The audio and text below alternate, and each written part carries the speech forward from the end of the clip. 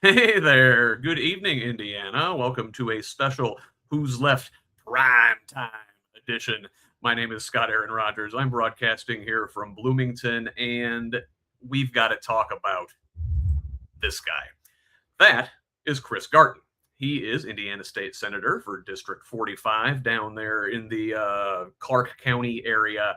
And, this isn't the first time he's come up recently. Just a couple weeks ago, Mr. Garton was in the news for what some are calling a fiery speech that he gave in defense of redistricting in the state house. I would define it more as a fire-breathing fascist screed, but what are words anymore? That's not even the first time in recent months that Garton has said controversial things and made an ass of himself. Here he is, and boy, that's kind of hard to see, but I'll read it for you as Mr. Garton was talking about rural hospitals. He says, quote, "It costs rural hospitals more to deliver care in these areas. That's just the reality. We also got to accept that if you live in rural Indiana, you have made that choice. Nobody forced you to move to rural Indiana, where you are far away from a system, where you are in an area where it costs more to deliver care. There are choices to be made in this space." The pinnacle of empathy for children growing up in rural areas far away from medical care who really do not have a choice where they live. But, what would Jesus do, right, Chris?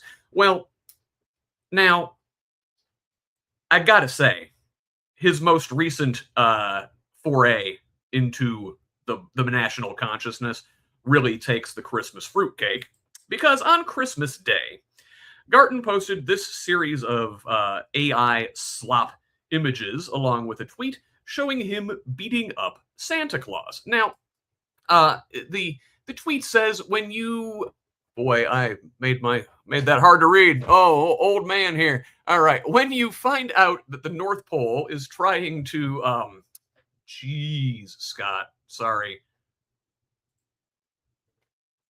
Anyway, when you find the North Pole is trying to bring more bureaucratic overreach and unfunded mandates down the chimney disguised as Christmas cheer. Not on my watch. We the people run Indiana, not the bureaucrats. Take it back to the North Pole, big guy. Merry Christmas. So this went national. The Daily Beast had it. Fox News, the New York Post. This thing was everywhere. So we got to talk about it. What is this guy doing?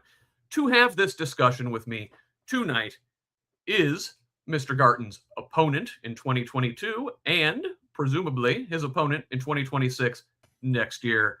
Let us welcome Nick Marshall to the show. Nick, how are we doing tonight? We're doing good. Thank you for having me. I appreciate you being here. I'm glad we could put this together. So, before we talk about your opponent and his proclivity for putting his foot in his mouth, why don't you introduce yourself to the good folks watching at home? Well, happy merry belated Christmas and a happy New Year to everybody. My name is Nick Marshall, and I'm running for Indiana State Senate for District 45, which is all of Clark and a little bit of Floyd. A little bit about myself: I grew up in the foster care system, and if it wasn't for two wonderful sets of foster parents, I wouldn't be the person I am. On a 40-acre farm, it was the Race family, was the foster dad who put a shovel in my hand and taught me what real hard work is on a cattle farm. And his wife was a teacher who taught me the full force of what a good education can do and took care of me when I had heart surgery. And then when I was 17, a family in Louisville took me in. The foster dad was a Vietnam veteran who taught me what true respect for our country is. And his wife was a caregiver who took that title to heart. In order to care, you have to give. If it wasn't for them, I wouldn't be the person I am today, helping me defy the odds, be the first in my family to graduate from college, from the University of Louisville with a communications degree, a now father of two beautiful children, Evelyn and Sebastian, and been married to my wife over for 9 years. So I'm continuing to defy the odds. Even by putting my name on the ballot is something tremendous to do. Again, so I just want to say thank you for having me. Let's rock and roll with this conversation. All right, very good. I'm so glad we could do this. I'm glad you're here with me. Let us talk about these tweets now. What is this guy thinking, posting images of himself beating up jolly old Saint Nick on Christmas Day? Well, I'm sure as you were doing on Christmas, I was with my children and my family unwrapping gifts, and I got an alert on my phone, and I looked down, and I first thought, "Oh, this is a joke, right?" And then quickly, I realized that this was not a joke, and it became sad, and it was a stunt. And so this made me think about all the hours I've been spending the past couple of months calling the voters of this district about what's going on and how I can help. And what I'm hearing is not trying to beat up Santa. It's why is the daycare closing down? Because that's a small business that's helping the community, and looking and helping at the food pantries that have long lines in the district, like in Utica, downtown Jeffersonville, and also New Albany. And here's a post of my opponent posting AI images of beating up Santa. It is a tough time, especially during the holiday season, not only financially, but emotionally. And what we need right now is serious leadership at the State House that doesn't pull stunts like this. It is going to have a steady hand that is going to get you through the good times and the bad times, and to make sure every Hoosier in this district is listened to. But this isn't leadership. This is a stunt, and we have to do better, and we can do better. What message is he even trying to convey here? Like, I mean, I guess. Listen, if you're one of the War on Christmas folks, you know, put Christ back in Christmas. The true meaning of the holiday is Jesus, and we're rebelling against like commercialism or something. I could see maybe trying to make that point. I don't think he's saying anything like that here. So I am a Christian, and I don't hide my faith. And of course, we always put Jesus first. But with this post, he's talking about overreach. And as you said in your opening, this is the same senator that was pounding the podium on the Senate floor, making things political, not listening to the people, and trying to break up the Indiana Constitution by redrawing the maps. What we need to do right now is people need and want to hear the temperature come down a little bit, because as I said, they want to make sure that they get a good education for their children, that they can afford groceries to put a warm meal on the table, and to make sure that the police, fire, and EMS are fully supported. So in the case of a crisis or emergency, they're going to show up even on Christmas Day. And so we don't need to be having stunts like this. We need to start having good legislation that is not going to cut the local governments off at the knees, and to make sure that we deliver as we always do, just like Santa does, delivers to the people as well. You see what I did there? Hey, that was great. That was good. Now, listen, the overlap of people who are politically engaged and paying attention to these things, and the people who believe in Santa Claus, I would like to think those are two distinct circles and there's no overlap. But you know, in your case, like, your kids know that dad's involved in politics, that he runs for office, and that his opponent's beating up Santa Claus. Like, how do you explain that to your kids? Yes. So whenever I explain politics to my family and to my two children, I tell them daddy's going to go learn to help people. And that's what it's about. Politics is about helping people. And then when my daughter's starting to grasp, each meeting I go to or each phone call I make down in the basement is, daddy, can I help? And one day she'll be able to help. But that's what I'm instilling. It's not choosing politics over people. It's the people. You listen to the people and you help the people. And so when this image came out, I'm sitting there and I have to shield this image from my daughter, as well as my son, because they have that magic of Christmas. But also, like I said earlier, I'm a person of faith, and we do go to church. So they understand the difference between Santa and Jesus. Okay. But I'm not going to let them see this. And I'm sitting down in the basement and getting ready for this interview. And my daughter sits next to me, and there's an image on that. And I have to deflect her and say, hey, look at me. ask Daddy a question to get me ready for this interview. And she said, okay, Daddy, what about Gabby's dollhouse? And I was like, okay, we're good. She didn't see it. So that's what we have to do as parents. We have to have that magic and that wonder for our children that when they wake up every morning, because I understand that's what happens in the communities here. They wake up every morning trying to provide for their family. There's individuals that put in long hours this Christmas season before Christmas, and then put in an extra shift to buy that gift for their child or their partner to make sure that they could smile on Christmas. And so this is what's going on right now, is they're trying to make that joy and that wonder back in Christmas, and also have a good meal around the table during Christmas season as well.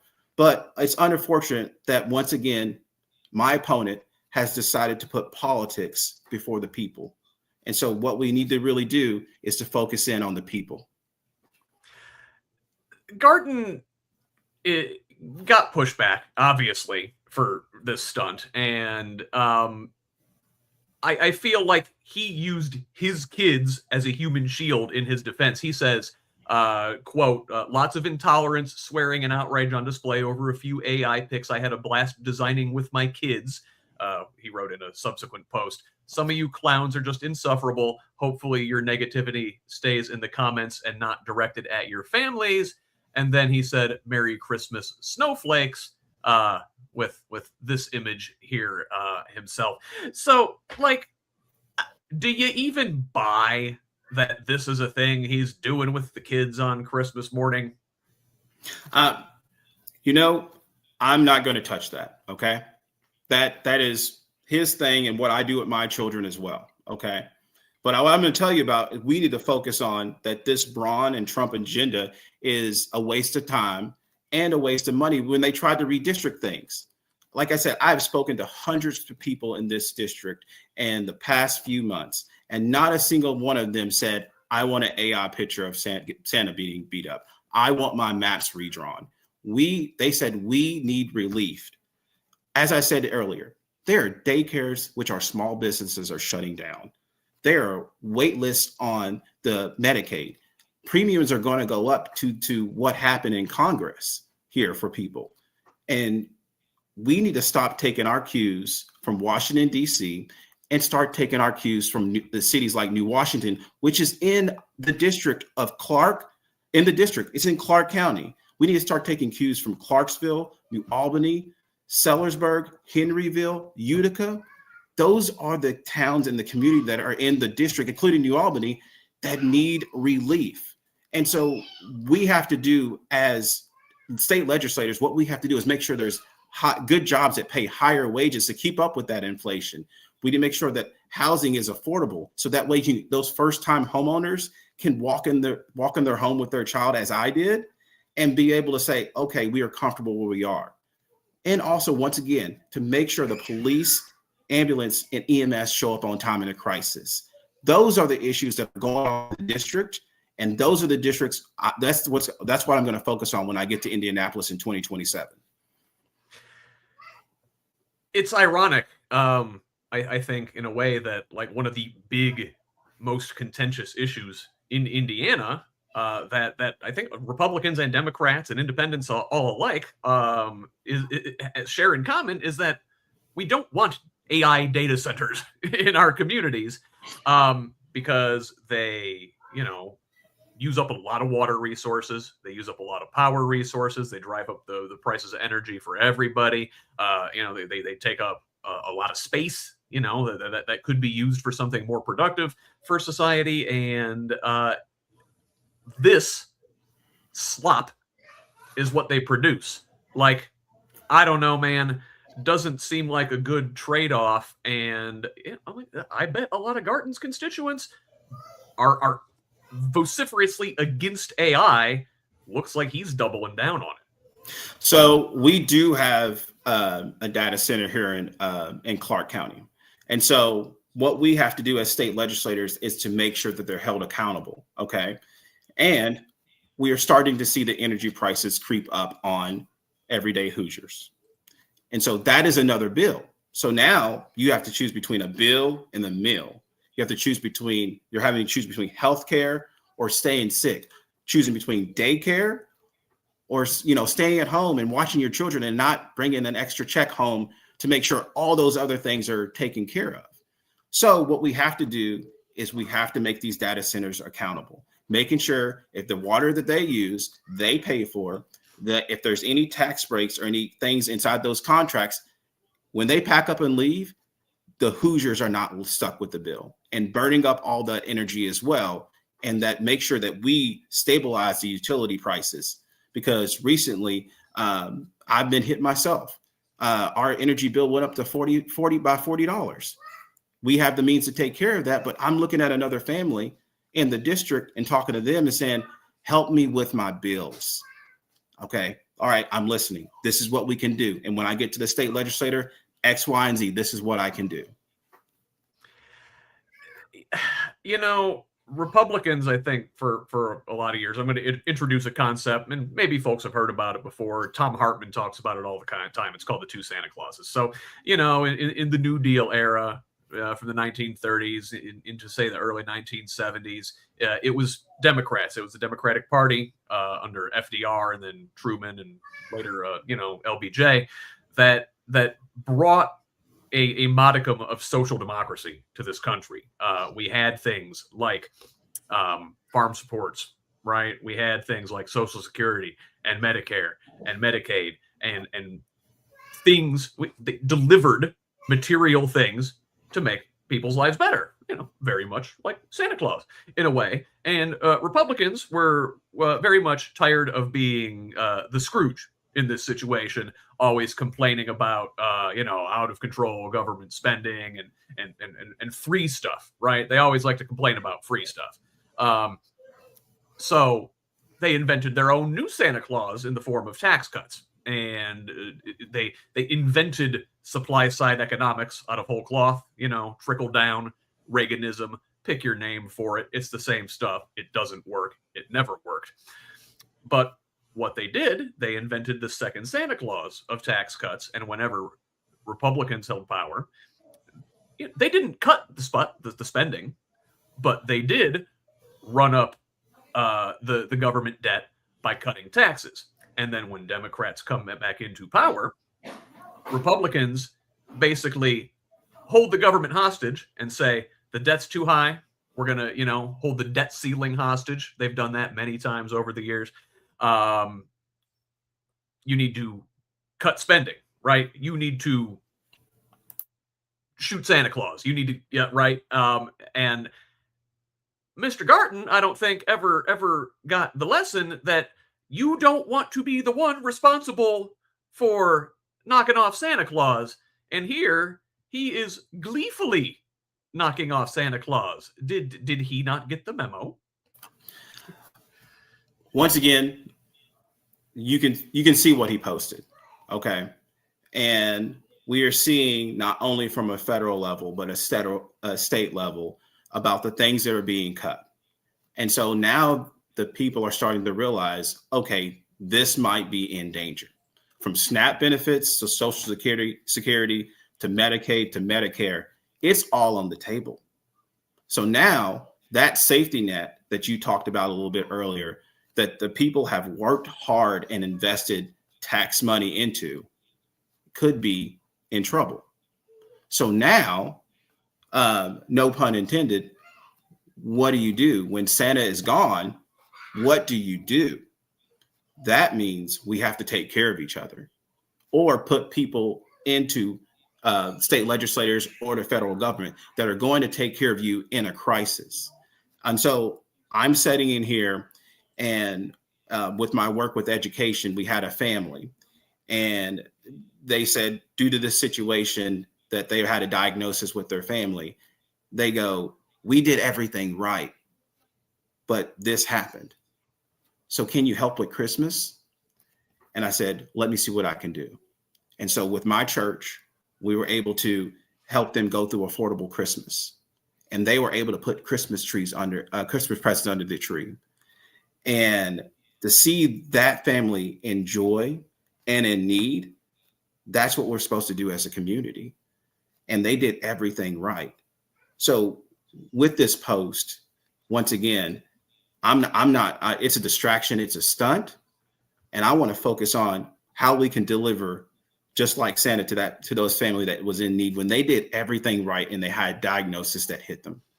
And so that's what I'm going to the state legislator is to make sure that you're taken care of. If you did everything right and a crisis popped up, we've got your back. It's not your fault. Life happens.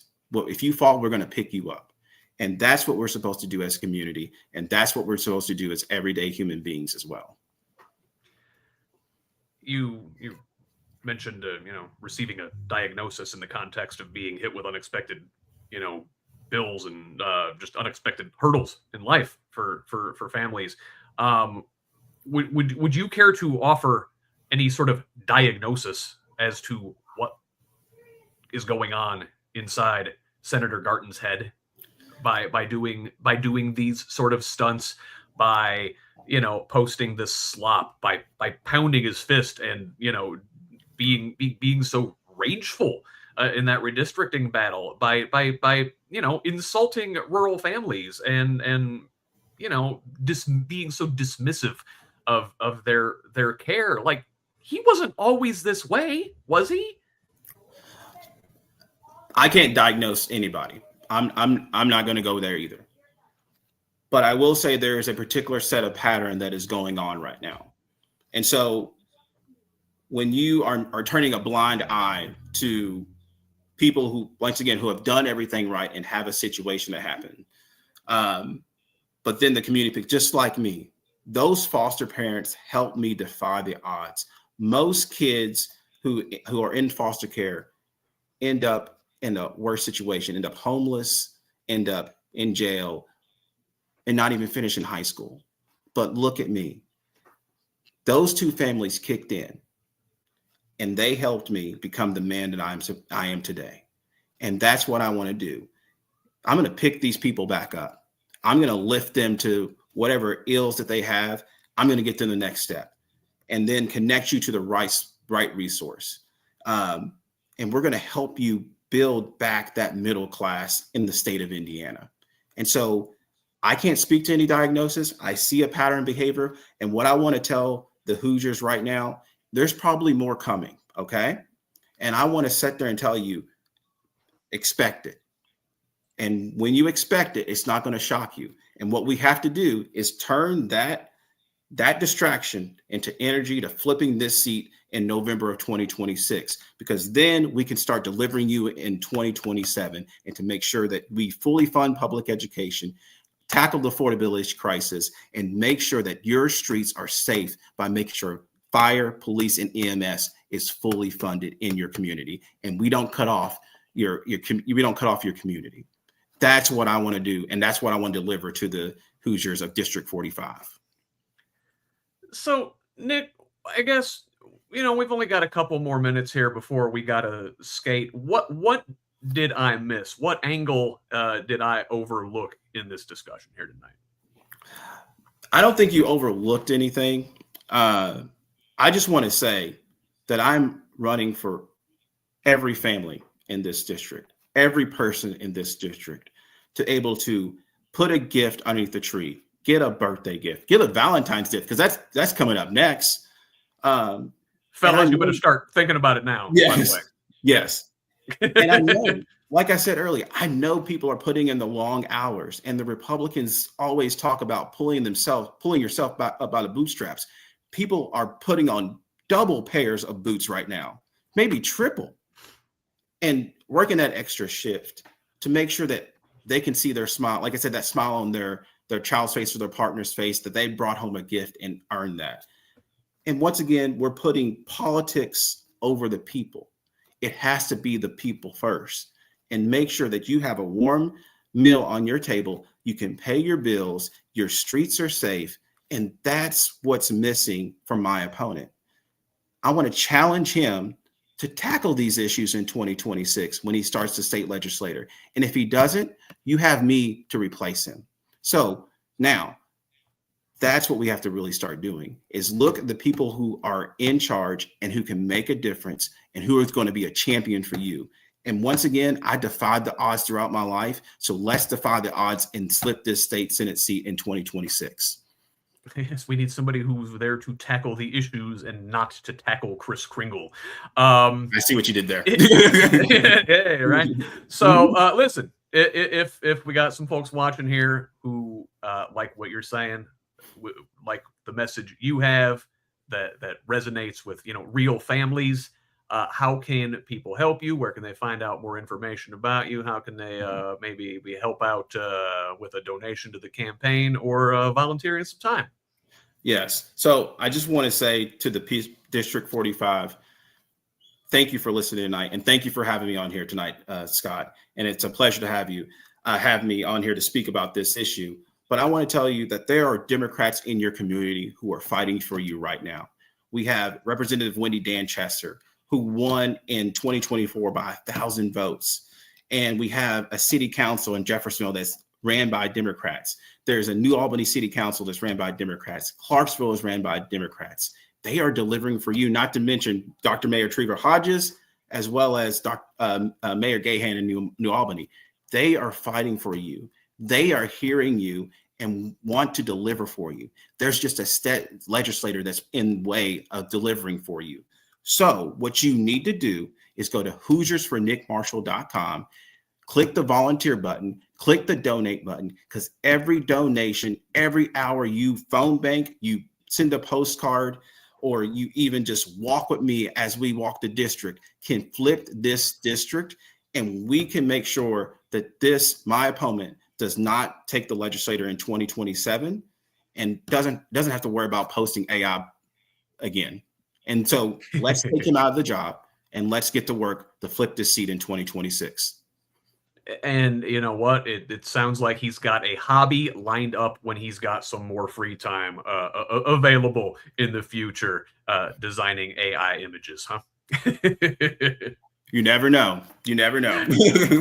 All right, Nick. Well, I appreciate you joining me here today. I'm glad I could provide a platform for you to talk about these things. I'm bummed that we keep meeting under these circumstances. Let us talk sometime about happy, good things, huh? Yes, there's some good things. There's good things that happen. It'll happen, and hopefully we don't have to visit us during Valentine's Day or Easter. Okay. You know what? I'm just saying that the Easter Bunny better watch out in Garton's neighborhood. That's all I'm saying. We hope not, but I just want to say I'm gonna prepare everybody just in case. Don't expect it. Use that energy to flip this seat. All right. One more time, Nick. What was the website? It's HoosiersForNickMarshall.com. I'm on Facebook, Instagram, and X. You can find me. Volunteer or click that donate button, because every donation, every hour you volunteer helps flip this seat, and we can go take the state legislator and deliver for you, the everyday Hoosier. Very good. Indeed. Listen, all you folks watching, take care of Nick. Hit that donate button. But if you do got a little change left over, I am running a special from now until the end of the year over at HoosLeft.us, where you can get a yearly subscription for $35 or just $3.50 a month. That is from now until the end of 2025. So get it while it's hot.